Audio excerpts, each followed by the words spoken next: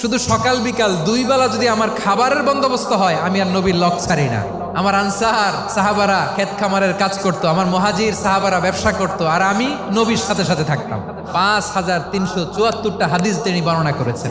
সবচেয়ে বেশি হাদিস বর্ণনাকারী সাহাবী আবু হুরায়রা রাদিয়াল্লাহু তাআলা আনহু। বিড়ালের বাবা কি করতেন? খালি হাদিস মুখস্থ করতেন। হাদিস প্রিজার্ভেশনের কাজে বিশ্বনবী ওনাকে কাজে লাগিয়েছেন। উনি একদিন বলেন, ইয়া রাসূলুল্লাহ আসমাউ মিনকা কাসীরান ফালা আহফাজু। নবী, অনেক কথা শুনি, আমার মনে থাকে না। বিশ্বনবী বললেন, তাই তোমার চাদরটা বিছাও। আবু হুরায়রা বিছালেন। বিশ্বনবী হাত বুলায় দিলেন। এরপরে অনেক হাদিস বর্ণনা করলেন। আবু হুরায়রা বলে, তারপর থেকে বিশ্বনবী যাই বর্ণনা করে আমি শুনি আর একটাও বলি না। এখন সুবহানাল্লাহ। বিশ্বনবী ওনাকে নবীর এই যে লক্ষ হাদিস প্রিজার্ভেশনের এই দায়িত্ব দিয়েছেন সাইয়েদনা আবু হুরায়রা রাদিয়াল্লাহু তাআলা আনহুকে। আপনারা কি খেয়াল করেছেন কত বড় চৌকস ট্যালেন্ট হান্টার ছিল আমার নবী? এক একজনের এক এক ট্যালেন্ট, এক একজনকে এক এক দায়িত্ব দিয়েছেন, এক একজনের প্রতিভাকে এক একভাবে বিকশিত হওয়ার সুযোগ দিয়েছেন। আওয়াজ করে বলেন ঠিক কি না?